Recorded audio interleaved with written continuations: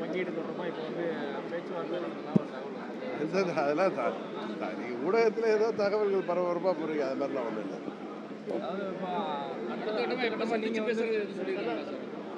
தொகுதி பங்கீடு உறுதியாக சுமூகமான முறையில் தேசிய ஜனநாயக கூட்டணியில் கூட்டணி கட்சிகளுக்கு நடைபெறும். இன்றைக்கு கூட நேரம் இருக்கு, எல்லா தலைவரும் நீங்க வந்ததுனால முதற்கட்டமாக பேசுறதுக்கு வாய்ப்பு இருக்கு.